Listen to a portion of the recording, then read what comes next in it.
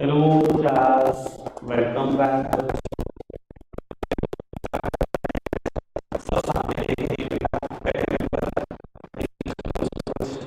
बेटा हम चैप्टर पढ़ रहे थे मार्केटिंग, और बाबू चर्चा चल रही है अब हमारी 4 P। पूरा चैप्टर इसी पर बेस्ड है। मार्केटिंग के 4 एलिमेंट हैं जिन्हें हम प्यार से बोलते हैं 4 P's ऑफ मार्केटिंग।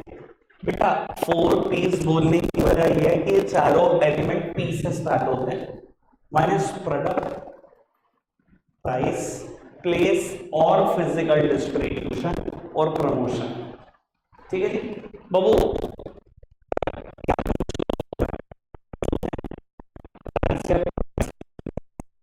और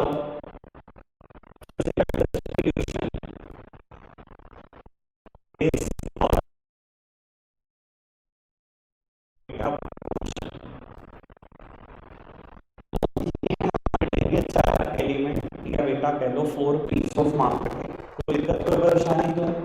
सर प्रोडक्ट मिक्स की चर्चा पूरी हो चुकी है। 3 एलिमेंट प्रोडक्ट में भी थे अलग से, ब्रांडिंग, पैकेजिंग एंड लेबलिंग। मैंने तीनों क्लियर करे थे भाई, ठीक है। और लास्ट लेक्चर में लेबलिंग कराने के बाद मैंने वाइंड अप कर दिया था सिर्फ 10 ही मिनट में। और मैंने यही कहा था कि मैं टॉपिक शुरू करके जाऊंगा, खत्म होगा नहीं, और फिर मुझे पता था याद कुछ आएगा नहीं, इसलिए मैंने शुरू ही नहीं किया था। आज इसकी चर्चा करते हैं बाबू। शायद अगर आपको ध्यान हो तो मैंने प्रोडक्ट की डेफिनेशन बोली थी in the sense of price, और ये भी बोला था जिस दिन मैं प्राइस की डेफिनेशन बोलूंगा वो प्रोडक्ट के सेंस में बोलूंगा। पता है प्रोडक्ट की डेफिनेशन क्या बोली थी? प्रोडक्ट रेफर्स टू गुड्स और एनी गुड्स और services which is offered in the market for price. Product वो कोई भी गुड्स हो सकता है, कोई भी सर्विस हो सकता है जो मार्केट में पैसों के लिए ऑफर किया गया। याद है ऐसा कुछ बोला था? प्रोडक्ट की डेफिनेशन बोली थी प्राइस के सेंस में। आज प्राइस की डेफिनेशन बोलूंगा प्रोडक्ट के सेंस में। और वो प्राइस की डेफिनेशन क्या है? Price refers to the amount of money which the customer is ready to pay for the product. क्या बोल रहा हूं? Price refers to the amount of money which the customer is ready to pay for the product. कोई दिक्कत कोई परेशानी तो नहीं? सर एक ही टॉपिक है पेपर में, आने के चांसेस पूरे 100%। ठीक है, पूरे 100% आएगा। जब हमारे एग्जाम होते थे हाफ ईयरली में भी लिखा, प्री बोर्ड में भी लिखा, प्री बोर्ड 2 में भी लिखा, बोर्ड में भी लिखा, ये टॉपिक लिखा ही लिखा, कंफर्म्ड, कोई रोक नहीं सकता इसको। आओ जी बाबू, टॉपिक का नाम है factor affecting determination of price. कौन कौन से फैक्टर अफेक्ट करते हैं जब आप एक प्रोडक्ट का प्राइस डिटरमाइन करते हो? मेरी तरफ देखना, बहुत सिंपल टॉपिक है, बहुत इजी। अगर मुझे सुन लोगे ना कभी इसको पढ़ोगे नहीं जाके, ये कंफर्म बात बोल रहा हूँ फॉर श्योर।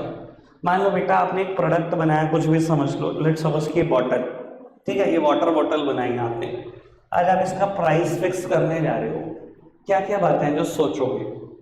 देखो सबसे पहली बात जो इंसान सोचता है ना, भाई मेरी कॉस्ट कितनी आएगी। प्राइस फिक्स करना कॉस्ट के बिना तो हो ही नहीं सकता है ना। पहली चीज तो ये सोचोगे ना मेरी कॉस्ट आई कितनी है। पक्का मानते सारे बात? तो सर जब आप बात करते हो ना कि पहला फैक्टर है, तो पहला फैक्टर नोट्स में भी लिखा है प्रोडक्ट कॉस्ट। ठीक है, हम यही तरफ देखना, कॉस्ट बहुत सारे तरीके की होती है, पर मुझे 3 चीजों का स्पेशल डिस्कशन करना है। मुझे पता है आप 11 में पढ़ के आए हो इकोनॉमिक्स में कॉस्ट, पर बता कोई नहीं पाएगा जब मैं पूछूंगा। ठीक है जी, बैंड बज जाती है पता नहीं क्यों। ठीक है, आओ इसलिए मुझसे ही समझ लो बाबू। जब आप प्रोडक्ट कॉस्ट की बात करते हो ना, तो कॉस्ट 3 तरीके की है, fixed cost, variable cost and semi variable cost. बाबू ये दोनों का नाम आपने 11th क्लास में सुना है, इसका नाम नहीं सुना? ठीक है, नाम सुना है इसका कभी? नहीं सुना, कोई नहीं, सुन लोगे आज। ठीक है जी सर, मैं चाहता हूं कि प्राइस ऐसा फिक्स करूं कि मेरी तीनों कॉस्ट निकल जाए। फिक्स कॉस्ट में निकल जाए, वेरिएबल में निकल जाए, सेमी वेरिएबल में निकल जाए। अब फिक्स कॉस्ट होती क्या है? कुछ कुछ याद होगा भाई, ये तो 11th वाली बात ही है। Sir which is fixed, fix cost which is fixed at output कितना बना रहे हो मतलब नहीं है, ये कॉस्ट फिक्स दे रही है। ठीक है जी।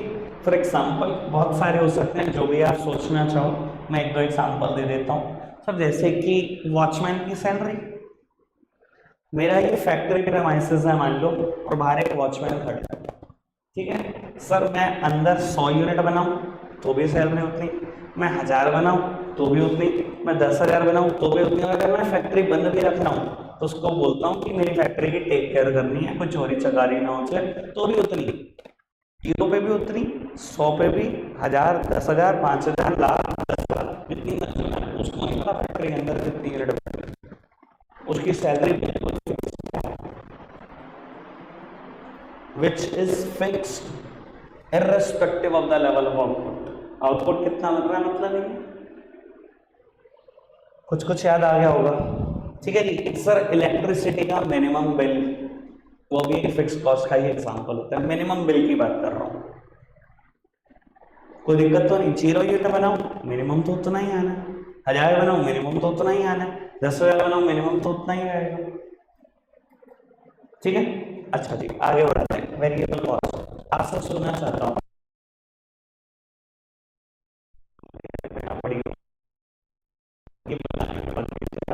क्या लेवल ऑफ आउटपुट, ऐसा पढ़ा आपने? बस मैं बता देता हूँ, इस डेफिनेशन में थोड़ी सी एरर है जो आपने 11th में पढ़ी थी। आप शायद इतना ही पढ़ते हो विच changes with the level of output, इसके बाद भी कुछ पढ़ा है, और यही तो गलती है। विच changes with the level of output in direct proportion. ये डायरेक्ट प्रपोर्शन वर्ड नहीं लिखोगे ना सब रायता हो जाएगा, ठीक है जी। मैं बता दूंगा क्यों, ये भी बता दूंगा। आपको पता है बात ऐसी करनी ही नहीं कि बिना लॉजिक के पर ज्ञान फैलता रहूंगा तो कोई मेरी बात पे विश्वास ही नहीं करेगा। Sir which changes with the level of output in a direct example हो सकता है, खरीदी 700 रुपए देने पड़े, 3 यूनिट ऑफ रॉ मटेरियल खरीदना पड़ा तो 600 देने पड़े, 4 तो 800। अब हर लेवल पे देख लो, this ratio remains the same. बाबू 200:1, 200:1, 400 डिवाइडेड बाई 2 करोगे आएगा तो 200:1 ही। 600 डिवाइडेड बाई 3 करोगे 201 आएगा, 800 को 4 से करोगे 201 आएगा। सर इससे बोलते हैं changes with the level of output in a direct proportion. और सर बदलेगी प्रोपोर्शन में, बदलेगी सेम प्रोपोर्शन में बदलती रहेगी। समझ में आ रही है बात? कोई दिक्कत और परेशानी तो नहीं? सेमी वेरिएबल कॉस्ट बड़े काम की बात। Sir it also changes with the level of output. इसी वजह से बेटा मैं बोल रहा था कि सर इतना ना लिखना, it changes with the level of output. It also changes with the level of output but not in a direct proportion. ये भी बेटा आउटपुट के साथ साथ बदलती है बट डायरेक्ट प्रोपोर्शन में नहीं बदलती। लो जी एग्जाम्पल समझ लो। दुनिया में ना ज्यादातर इसका एग्जाम्पल एक ही दिया जाता है, सेल्समैन की सैलरी। बेस्ट एग्जांपल है इसका, सेल्समैन की सैलरी। बाबू आपको पता है दुनिया भर में हम सेल्समैन को सैलरी कैसे देते हैं ज्यादातर? ठीक बाबू इसका नाम है semi variable cost. Semi variable, थोड़ी सी वेरिएबल मतलब थोड़ी सी फिक्स। हम पता है क्या कहते हैं सेल्समैन को, भाई तेरी सैलरी है 15,000 रुपए फिक्स, 15,000 रुपए तो महीने के देंगे प्लस 10% ऑफ।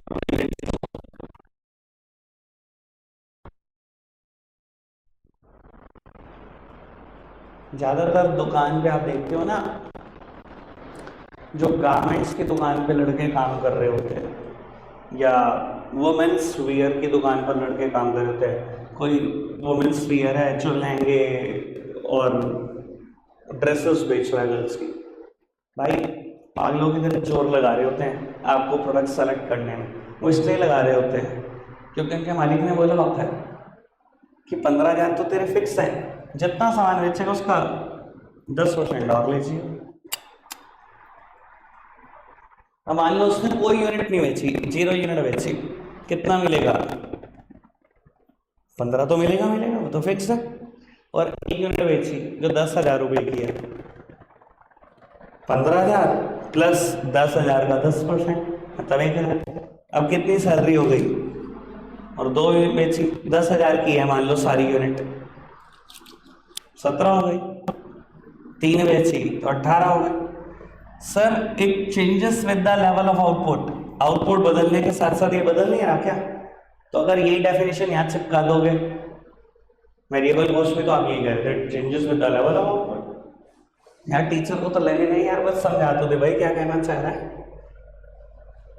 ये भी बदलती है यार। सर यहाँ वर्ड इंपॉर्टेंट है डायरेक्ट प्रोपोर्शन, यहाँ वर्ड इंपॉर्टेंट है not in a direct proportion. It changes with the level of output but not in a direct proportion. समझ में आई तीनों कॉस्ट? तो बाबू जब आप प्राइस फिक्स करते हो ना भाई, पहले हेडिंग लिखोगे प्रोडक्ट की कॉस्ट। इस हेडिंग में लिखना शुरू करोगे कि प्रोडक्ट की कॉस्ट 3 तरीके की होती है। फिक्स कॉस्ट, इसकी डेफिनेशन, इसका एग्जांपल। वेरिएबल कॉस्ट, इसकी डेफिनेशन, इसका एग्जांपल। सेमी वेरिएबल कॉस्ट, इसकी डेफिनेशन, इसका एग्जांपल। आखिरी में कंक्लूड करोगे एक लाइन में कि कोई भी फर्म हो वो चाहती है कि जब भी मैं प्राइस डिटरमाइन करूं अपने प्रोडक्ट का तो तीनों कॉस्ट कवर कर लूं। खत्म, पहली हेडिंग क्लियर हो गई बात? मैं पढ़ने का मौका एक ही बार दूंगा जब सारी हेडिंग खत्म करूंगा, आप सामने देखते रहना। सेकेंड हेडिंग लिखी गई है द यूटिलिटी एंड डिमांड। दो अलग अलग बातें, यूटिलिटी अलग बात और डिमांड अलग बात। मैं दोनों के पॉइंट ऑफ व्यू से समझा देता हूँ, दो अलग अलग पैराग्राफ में इस हेडिंग का आंसर होगा। एक हेडिंग में डिमांड की बात बताओ, एक पैराग्राफ में सॉरी, और दूसरे पैराग्राफ में यूटिलिटी की बात बताओ। और इधर देखना, अगर आपका प्रोडक्ट, आपने ऐसा कोई प्रोडक्ट बनाया जिसकी डिमांड इलास्टिक डिमांड है। इलास्टिक डिमांड मतलब कि हल्का सा प्राइस बढ़ाया नहीं कि डिमांड बहुत गिरेगी, धूम धड़ाम गिर जाएगी। Sir in such a situation price should be determined eight the lowest level. जितना कम रख सकते हो उतना कम रखो। इलास्टिक डिमांड है ना कि 1 रुपया भी बढ़ाया तो डिमांड काफी जाएगी। मान लो आप कोक और पेप्सी जैसी लड़ाइयां लड़ रहे हो कि हर दुकान पे भी बढ़े और सेम प्राइस में पड़े हो, और गलती से कोक कहे नहीं जी मैं तो 15 नहीं, मैं तो 16 की बेचूंगा, तो आप देखना सर 1 रुपये में आपकी डिमांड कम से कम 20 लाख यूनिट शक्ट होगी। एक तो सबसे बड़ी समस्या पैसे खुलने की आएगी, लोग 15 तो निकाल के दे देंगे, जब 16 रुपये निकल रहेगा पेप्सी दे दे यार, इतना नुकसान होगा सोच भी नहीं सकता को। हाँ तो ना, in such a situation keep your price at the lowest level. जितना कम रख सकते हो उतना कम रखो, छेड़ो मत। और अगर आपका प्रोडक्ट ऐसा है जिसकी डिमांड इनइलास्टिक डिमांड है, तो मतलब जो मर्जी कर लो प्राइस, क्यों मर्जी, डिमांड हिलती नहीं है। आप हो ही सिगरेट, मरने वाले ने पीना ही पीना है, जो मर्जी कर लो भाई, फिर क्या फर्क पड़ता है। Keep your price at the highest level, बढ़ाते रहो, हर महीने नाम बढ़ाते रहो, बिकेगा तो भाई। सर मेरे तक ही रख लो एग्जाम्पल बस, खाली अपने कानों में प्रोसेसर। हाँ सर, किसका? मुझे नहीं पता सर, मुझे इसमें कंपनी नहीं आया, प्लीज मुझे आइडिया नहीं किसी चीज का, मैं क्या एग्जाम्पल दूँ, गलती कर दी मैंने एग्जाम्पल देकर सर। हाँ जी, मतलब कुछ भी समझ ले, जिसने जिसको लत लग चुकी है वो पिएगा ना। डिमांड इनइलास्टिक ही रहती है ना इन चीजों की डिमांड, लिकर हो या ऐसी जितने भी ऐप है। चल कोई दिक्कत कोई परेशानी तो नहीं, आगे बढ़ जाए बाबू। यूटिलिटी की बात कर देता हूँ, इधर देखना सर, आपको हमेशा प्राइस ऐसा फिक्स करना चाहिए कि बेटा उसके कंपैरिजन में उतने यूटिल्स का सेटिस्फैक्शन भी मिले कंज्यूमर को, उतनी यूटिलिटी भी अचीव हो। सर कई बार आपने देखा है, हम किसी रेस्टोरेंट से खाना खाकर उठते हैं और बिल आया मान लो कुछ भी 2000, हम बोलते हैं वर्थ था 2000 देना। और कई बार हम किसी रेस्टोरेंट से खाना खा के उठते हैं, बिल आया 1000, हम कहते हैं 200 की भी वर्थ नहीं थी। तो ये समझते हुए वर्ड कहाँ से आया कि हमने खाना खाया 1000 रुपये खर्चे भी, पर हमें लगा कि यार मुझे जो सेटिस्फैक्शन मिला ना वो 1000 रुपये का नहीं मिला। तो हम बोलते हैं कि कभी नहीं आना इस रेस्टोरेंट में, ठीक है। और कई बार जब हम 2000 खर्चते हैं हमें लगता है यार वर्थ थी, मतलब कि 2000 खर्चने के बाद भी हमें सेटिस्फेक्शन 2000 से भी ज्यादा मिला। तो यार प्राइस को ना ऐसे फिक्स करो कि कस्टमर को लगे कि हाँ उसके कंपैरिजन में मुझे उतने यूटिल्स का सेटिस्फेक्शन भी मिला।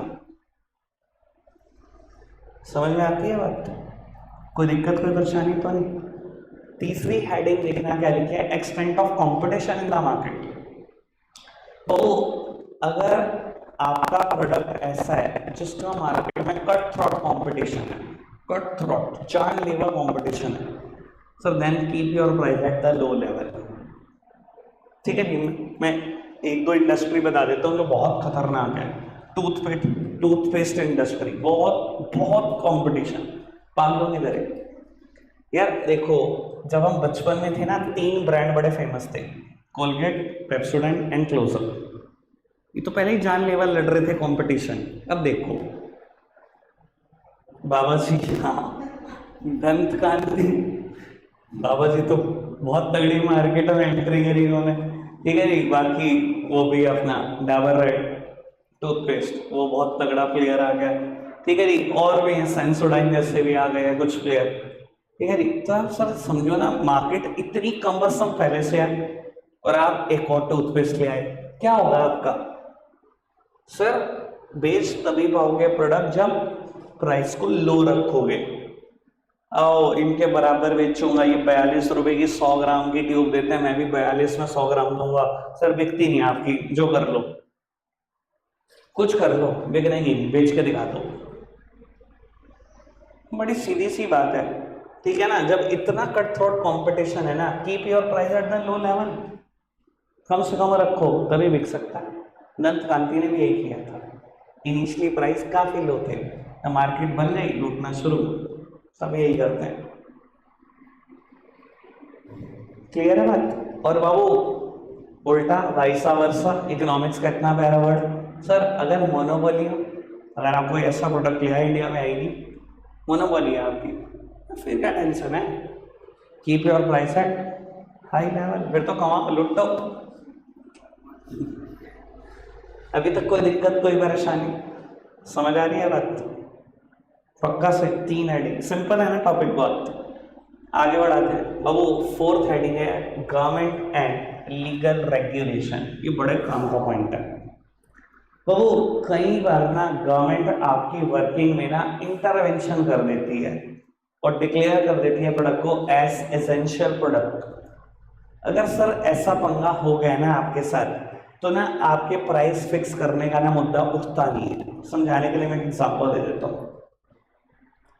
मान लो एक कंपनी है और वो ना एक ड्रग बना रही है, मेडिसिन बना रही है, ठीक है। और वो मेडिसिन ना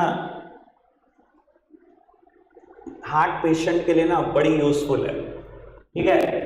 उस मेडिसिन को लेने के बाद ना हार्ट अटैक अगर किसी को हो भी रहा होता है तो नॉर्मलाइज हो जाता है, ठीक है। मतलब चांसेस ऑफ डेथ काफी रिड्यूस हो जाते हैं, ऐसा कुछ है, ठीक है। और वो मेडिसिन ना उस कंपनी ने बेचनी शुरू कर दी, एक टैबलेट 1 लाख की। मान लो अगर ऐसा करते, सर आपको पता है तब भी बिकेगी, तब भी बिकेगी, मानते ना, जिसको जान बचानी वो खरीदेगा। लेकिन गवर्नमेंट ने क्या करा, उसकी वर्किंग में इंटरवेंशन करा, प्रोडक्ट को डिक्लेयर करा एज एसेंशियल प्रोडक्ट और उसका प्राइस फिक्स कर दिया कि आप 1000 रुपये से ज़्यादा नहीं ले सकते इस टैबलेट का। सर मान लो अगर ऐसा केस है आपका, तो सर फिर बात ही क्या रह गई? आप प्राइस डिटरमाइन कर सकते हो, गवर्नमेंट ने कर तो दिया डिटरमाइन 1000, आप क्या करोगे? 1000 में बेचते रहोगे, तो किससे उठा प्राइस डिटर्मिनेशन का? उठा ही। तो अगर गवर्नमेंट ने इंटरवेंशन कर लिया है आपकी वर्किंग में और आपके प्रोडक्ट को डिक्लेयर कर दिया है एज एसेंशियल गुड्स और डिक्लेयर कर दिया as a life saving drug, क्या करोगे उसके बाद? कुछ कर सकते हो? गवर्नमेंट प्राइस डिटरमाइन करके जाएगी और उसके बाद 1 रुपया नहीं बढ़ा सकते आप। क्लियर है बात? कोई दिक्कत कोई परेशानी तो नहीं? चारों हेडिंग समझ में आ गई? आगे बढ़े? चारों पढ़नी है या छोड़ दो? आगे बढ़ जाओ, कोई दिक्कत तो नहीं? रिटेन कर लोगे ना इतना? चलो फिर 5th हेडिंग पढ़ो। बाबू हेडिंग का नाम है प्राइसिंग ऑब्जेक्टिव और इसमें फर्दर 4 हेडिंग है, ठीक है। तभी पूछ रहा था, रिटेन कर लोगे 9-10 हेडिंग हो जाएंगी आखिरी में, वो पढ़ने वाली है आपकी। बाबू हेडिंग का नाम है प्राइसिंग ऑब्जेक्टिव, फर्दर 4 हेडिंग है। पहली हेडिंग है प्रॉफिट मैक्सिमाइजेशन, सामने देखना, profit maximisation. Sir profit maximise भी ना 2 अलग अलग तरीकों से हो सकता है। एक हो सकता है ना लॉन्ग रन, एक हो सकता है ना शॉर्ट रन। देखो बाबू, अगर शॉर्ट रन में प्रॉफिट मैक्सिमाइज करना है, बस 1 साल में ही अमीर बनना है, फिर तो कहानी क्लियर है।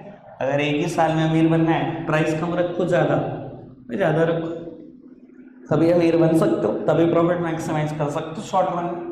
लूटो लोगों को, 10 की चीज 1000 की बताओ, बेचो, ठीक है जी, तभी अमीर बन सकते हो, वरना कोई कहानी नहीं है। Keep your price at the high level.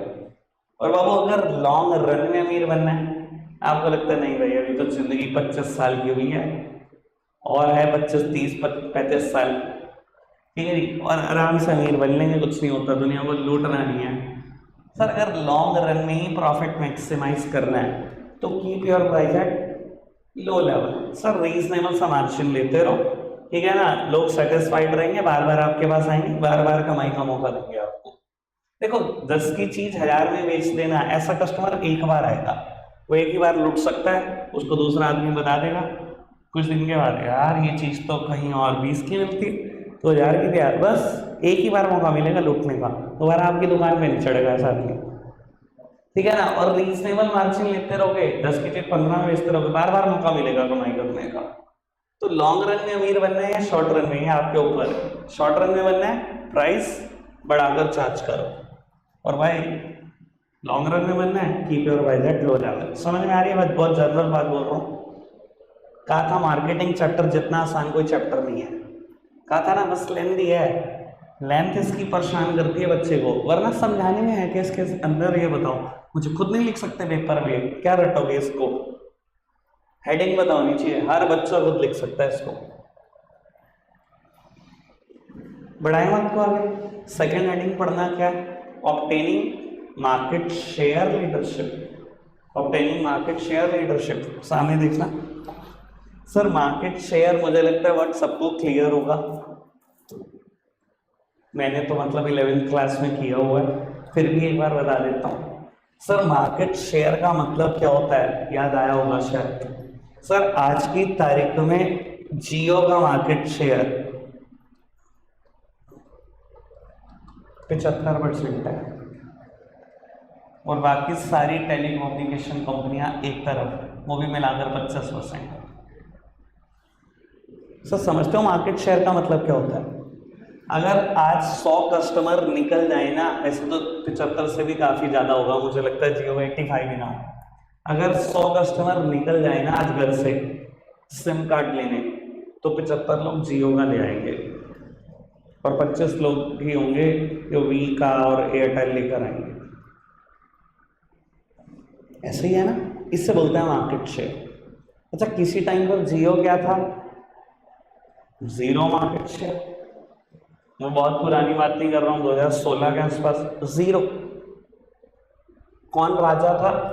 Idea, Vodafone और एयरटेल, भारतीय एयरटेल कंपनी का नाम है। ये लगभग 25 से 30% में थे, 10-15% में बाकी सब थे, वो यूनियन और वो एयरसेल और छोटी मोटी टाटा डोकोमो और ब्ला ब्ला ब्ला, सब गायब हो गए मार्केट से। सर आपको पता है उसमें हेडिंग क्या बोली, ऑब्टेनिंग मार्केट शेयर लीडरशिप। कहते हैं मार्केट शेयर में लीडर बनना है। अच्छा अगर आपके दिमाग में ऐसा है मुझे मार्केट शेयर में लीडर बनना है, मुझे पूरी मार्केट कब जानी है, कैसे कब जाओगे? Sir keep your price at low level. Jio ने भी यही किया, फ्री, बिल्कुल फ्री, 1 साल 1.5 साल तक फ्री। वो तो घर से खा सकते हैं, उनके पास तो बहुत रिसोर्सेज हैं, छोटी कंपनियां बर्बाद हो गई इसमें। तो अगर मार्केट शेयर में लीडर बनना है ना, आपको लगता है मुझे पूरी मार्केट कब जानी है, मार्केट शेयर मेरा सबसे बड़ा होना चाहिए। सर एक ही रास्ता है, प्राइस को लो रख दो। अगर मैं कर दूं ना आज 1000 रुपये पूरे साल की फीस, पूरा शहर कब्जा दूंगा, पूरा शहर, एक भी नहीं बचेगा। बड़ी सीधी सी बात है, पर अपने को लगता है भीड़ बढ़ाने क्यों है। पढ़ाओ क्वालिटी का, अच्छा फीस इतनी रखो कि आए वही जिसको पढ़ना है। सबकी सोच अलग है, सामने में अपनी सोच थोड़ी अलग है। क्लियर है बात? कोई दिक्कत कोई परेशानी? अभी तक सारी बात समझ आई? आगे बढ़ जाए। थर्ड हेडिंग देखना क्या लिखी है, surviving in a competitive market. Sir fifth heading की थर्ड हेडिंग है ये, surviving in a competitive market, और मेन थर्ड हेडिंग देखोगे extent of competition in the market, लगभग बातें सेम आएगी, सॉल्यूशन भी सेम आएगा। इधर देखना सर, अगर आपका सरवाइव करना भी भारी हो रहा है मार्केट में, again keep your price at low level, इसको हम बोलते हैं clear your stock at BOP. कहता है surviving in a competitive market. एक इतनी कॉम्पिटिटिव मार्केट है टूथपेस्ट इंडस्ट्री कि इसमें आपने एंट्री ले लिया है और आपका सर्वाइवल भी बड़ा भारी हो रखा है। सर क्या करोगे? प्राइस को लो रखोगे, उसी चीज को टेक्निकल भाषा में बोल रहा हूं, clear your stock at BOP. BOP मतलब best obtainable price. Best obtainable price क्या होता है? At cost. शुरू में कॉस्ट में बेचो। मान लो आप 100 ग्राम टूथपेस्ट बना रहे हो और 35 रुपए कॉस्ट आ रही है, दूसरी कंपनी 42 में बेचे, तुम 35 में बेचो, तभी सर्वाइवल हो पाएगा। मैं ना सर्वाइवल भी भूल जाऊँ, तुम सोचोगे ना मैं 38-40 पे ले आऊंगा, सर कोई नहीं खरीदेगा। क्लियर है बात? बीओपी पे क्लियर करना मतलब कॉस्ट पे क्लियर करना। आगे बढ़े, पढ़ना फिफ्थ की लास्ट हेडिंग क्या है? Attaining attaining product quality leadership. Sir अगर प्रोडक्ट की क्वालिटी में लीडर बनना है, देखो बड़ी सिंपल सी बात बोलता हूँ, देखो प्रोडक्ट की क्वालिटी में लीडर बनना है ना, क्वालिटी प्रोडक्ट महंगे होते हैं। जब आप महंगा खरीदोगे तो बेचोगे कैसा? महंगा। अगर प्रोडक्ट की क्वालिटी में लीडर बनना है, प्राइस हमेशा आपके हाई रहेंगे, और हर इंडस्ट्री में प्रोडक्ट की क्वालिटी का एग्जांपल है। Sir MI versus Apple, product quality में लीडर कौन है आपको भी पता है, प्राइस क्या है आपको भी पता है। लैम्बोर्गिनी वर्सेस hyundai की कोई भी कार सोच लो, कौन है प्रोडक्ट क्वालिटी में लीडर? आपको आइडिया है, ठीक है ना। हार्ले डेविडसन का कंपैरिजन किसी भी टू व्हीलर से कर लो, आपको पता है प्रोडक्ट की क्वालिटी क्या है, प्राइस क्या है, और हर इंडस्ट्री में एग्जांपल है इस चीज का, ठीक है ना। अब समझ में आई होगा मेरा पॉइंट ऑफ व्यू, मैं इसमें ही लीडर बनना चाहता हूँ। क्वालिटी में लीडर बनो, मार्केट शेयर कम जाने के ना चक्रों में पड़ो, तभी टॉपर निकाल पाओगे हर साल, वरना भूल जाओ तो भीड़ रहेगी, टॉपर एक ना बनेगा। क्लियर है बात? ऑल ओके, समझ में आती है सारी बात? आगे बढ़ जाए। लास्ट हेडिंग, ये सबसे मजेदार हेडिंग है, मुझे पढ़ाने में बहुत मजा आता है। लास्ट हेडिंग का नाम है मार्केटिंग मेथड यूज्ड। अब जाके खत्म होएगा यार, पेपर में आने के चांसेस 100% है, बस ये ध्यान रखना। सर अगर आपने मार्केटिंग का कोई भी तरीका इस्तेमाल किया है, उस सबके भी पैसे जोड़ दो। सर ये लोग बेवकूफ होते हैं जिनको लगता है कोई चीज फ्री है दुनिया में, वो लोग बेवकूफ हैं। मैं आपको आइडिया देता हूँ बहुत सारी चीजों से। सर आप एक्टिवा खरीद कर लाए फॉर 1,05,000, 1,05,000 का, आपको उन्होंने एक बुक दे दी, बुकलेट दे दी, और 3 सर्विस के कूपन है उसमें, 3 सर्विसेज फ्री। सर फ्री आपने पे किया उसके लिए, आपको आइडिया नहीं है। और ये बात आप यहाँ से सीख लो मार्केटिंग से। उसने 6th हेडिंग लिखी है मार्केटिंग मेथड यूज की, मार्केटिंग का कोई भी तरीका इस्तेमाल किया, उसके पैसे चार्ज कर लेना अपने प्राइस में, और कंपनी चार्ज कर चुकी होती है तीनों सर्विस के पैसे। आपको बता देता हूँ आपकी नॉलेज के लिए। आपको पता है अगर आपने 1,05,000, मैं आपको पूरा एग्जैक्टली सिस्टम बताता हूँ क्या होता है। मान लो आपने स्वाति होंडा को 1,05,000 रुपए दिए, आपको पता क्या होता है इस पैसों का? पूरे 1,00,000 की 1,05,000 रुपए के आगे बेचते हैं होंडा को, और होंडा से इनकी कमीशन आती है। एक तो आ गई कमीशन, अब आगे का समझना। आप सर्विस कराने ले गए अपनी बुकलेट, ठीक है, क्या करता है स्वाति होंडा, समझो भाई स्वाति होंडा के ऊपर ये थोड़ा बर्डन है कि 3 सर्विस आपको फ्री करके दे देगा। भाई उसने स्टाफ रख रखा है, स्वाति होंडा को सैलरी देनी उसकी, जो भी टोल लग रहे हैं वो भी स्वाति होंडा के लग रहा है, वो नहीं देखना है उसको, जगह रेंट पे उसने ली हुई है वो नहीं देखना उसको। मैं बताता हूँ सिस्टम क्या होता है। आपने एक्टिवा ले जाके गाड़ी करी, 3 सर्विस की फ्री मिली हुई है, आपको देखा होगा आपने 2 पोर्शन होते हैं सर्विस बुकलेट, दोनों पोर्शन भरे, एक परफोरेटेड लाइन होती है बीच में जिससे वो पेपर आसानी से फट जाता है, वो में पेपर फटा, एक अपने पास रख लिया, ठीक है, और बुकलेट आपको दे दी, ठीक है, आपका प्रूफ है पहली सर्विस हो गई, उन्होंने प्रूफ के तौर पे रख लिया। बाबू पूरे महीने भर में जितनी भी वो ये पेपर इकट्ठे करते हैं ना, सब भेज देते हैं होंडा कंपनी को 1 महीने के बाद कि मैंने इतनी सर्विस की, इसके पैसे लाओ। वो पैसे निकलवाए जाते हैं होंडा कंपनी से, क्यों? क्योंकि होंडा कंपनी ने 1,05,000 रुपये में सर्विस के पैसे ले लिए थे, जो सर्विस करेगा उसको मिल जाएंगे पैसे, स्वाति होंडा करे, बगला होंडा करे या कोई भी करे। सिस्टम समझ में आया एक्चुअली में कैसे होता है? एक्चुअल बात बता रहा हूँ बिल्कुल, आपने तो बस सर्विस कराई है, ये चीजें आपको पता नहीं होती। अब मैं एक एग्जांपल बता देता हूँ जो मेरे ऊपर आप बीती है, वो नहीं बताऊंगा, मजा नहीं आएगा आपको। अच्छा, जो कंपनियां गारंटी वारंटी देती हैं इसका क्या? हमारे पैसों से, हमारे पैसों से। आपको लगता होगा, मैं आपको आइडिया देता हूँ, एक टाइम पर ना हमारे फोन की ना मेमोरी इतनी नहीं होती थी, अब तो आने लगे ना 512, 1 TB तक ले लो फोन, क्या है एप्पल आते हैं 1 TB तक भी आता है ना। पहले इतनी मेमोरी नहीं आती थी जब मैं आपकी एज में था, फोन में मेमोरी कुछ भी नहीं होती थी, बस इतने होते थे कि 100 कॉन्टैक्ट सेव हो जाए, 101 कॉन्टैक्ट भी सेव नहीं होता था, बस इतनी मेमोरी आती थी फोन के अंदर। तो हम क्या करते थे, SD कार्ड लाते थे खरीद कर, अगर आपने सुना हो ऐसा, SD कार्ड खरीदते थे ना, 64 GB 128 GB, हम SD कार्ड खरीदते थे, मेमोरी कार्ड जिसको बोलते हैं लोग प्यार से, वो ब्लैक कलर का मेमोरी कार्ड। तो एक शॉप पर, सहारनपुर की बड़ी फेमस, नाम नहीं लूँगा, मेमोरी कार्ड खरीदने गया, ठीक है, मैंने बोला मुझे खैर अब तो ध्यान नहीं है, बहुत अरसा हो गया कि 64 GB का मेमोरी कार्ड दे तो मान लो। तो उन्होंने मेरे को प्राइस बताया कुछ भी, लेट सपोज 200 रुपये, ठीक है, मैंने कहा गारंटी और विदाउट गारंटी? कहता है इट इज़ विदाउट गारंटी। तो मैंने कहा अगर गारंटी वाला चाहिए हो? कहता है 1 साल की गारंटी 300, 2 साल की 400, ठीक है। मैंने कहा ठीक है 1 साल की गारंटी वाला दे दो। उसने कहा यही है, उस पर क्या किया, अपने सिग्नेचर कर दिया, आज की डेट डाल दी उस मेमोरी कार्ड पे, मुझसे 300 रुपये।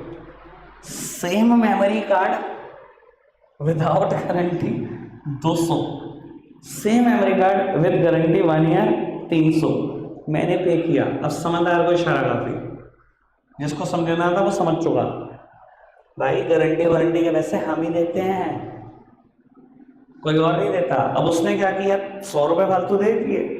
वो अपने एक्सपीरियंस से कहीं ना कहीं जानता होगा ना कि 2-3 मेमोरी कार्ड में से एक खराब हो जाता है। अगर उसने 3 जनों से 100 रुपये फालतू ले लिए और उन 3 में से एक खराब हो गया तो उसको कितने देने पड़े? 200, उसमें भी कमा गया वो। भाई गारंटी फ्री नहीं होती जिंदगी में, वारंटी फ्री नहीं होती। ये जो सैमसंग का फोन खरीद के लाता है 1 ईयर वारंटी, आपको क्या लगता है सैमसंग ने पैसे नहीं लिए इस बात के? गुड मॉर्निंग, अगर आपको लगता है कि पैसे नहीं लिए, वो भी अपने एक्सपीरियंस से जानता है। 100 में से एक फोन सर्विस सेंटर जाएगा, सर्विस सेंटर का एम्प्लॉय उस पर काम करेगा और उसकी सैलरी मुझे देनी है, उसकी सैलरी इतने रुपए है, वो सारी कैलकुलेशन के हिसाब से ये काम होता है कॉस्ट अकाउंटेंट का। आपने सुना है कभी CMA? पुराने टाइम में बोलते थे CWA, cost and work accountant, हम बोलते हैं cost and management accountant. India का एक बड़ा रेप्यूटेड कोर्स है, ये 3 है कॉमर्स साइड में, CA, CMA और CS। CMA सारी कैलकुलेशन करके बताते हैं कि लगभग कितने रुपए खर्चा आ जाएगा आपका एक वारंटी में, समझ में आई बात? अब आओ, मान लो 100 प्रोडक्ट में से एक खराब होगा, 100 मोबाइल फोन में से एक खराब होगा, और वो जानते हैं कि एक पे इतना खर्चा आ जाएगा। अब समझदार को इशारा काफी, को डिवाइडेड बाय 100 करते हैं, पर प्रोडक्ट उतनी कॉस्ट ऐड कर देते हैं। मान लो एक फोन पहुंच गया सर्विस सेंटर और 10,000 रुपये उस पर खर्चा आएगा, लेकिन 100 में से एक ही तो खराब हुआ, 10,000 खर्चा आएगा ना, डिवाइडेड बाय 100 कर लो, 100 रुपये सब में जोड़ दो, सारे सैमसंग के फोन में 100 रुपये जोड़ दिए। अब 100 फोन से कितना इकट्ठा हुआ, सब में 100 जोड़े, 100 बोल 10,000 इकट्ठा हुआ, उनमें से एक सर्विस सेंटर बचेगा, उसके में से पहले ही ले चुका Samsung. Sir nothing is free, marketing का कोई तरीका इस्तेमाल कर लो जो मर्जी, उसके पैसे आपसे ले जाएंगे। कई कंपनियों के देखिए आपने पैकेजिंग बड़ी कमाल करता है, बड़े अच्छे पैकेजिंग करता है, किंडर जो, हाँ ये तो आना ही, ये तो कंपलसरी होता है बाबू, ये एग्जाम्पल बहुत अच्छी पैकेजिंग करते हैं ना। आपको क्या लगता है प्रोडक्ट में पैकेजिंग की कॉस्ट नहीं जुड़ी हुई, वो पहले जुड़ी हुई है, वो टॉय की कॉस्ट नहीं जुड़ी हुई, वही तो जुड़ी हुई है, खाने को क्या है गंद, वही तो कॉस्ट है, असली कॉस्ट ही वही है। तो सर मार्केटिंग का कोई भी तरीका इस्तेमाल किया उसकी कॉस्ट जुड़ी हुई है। और क्लियर रखते हैं, आज के लिए इतना ही है प्यारे बच्चों, बाय।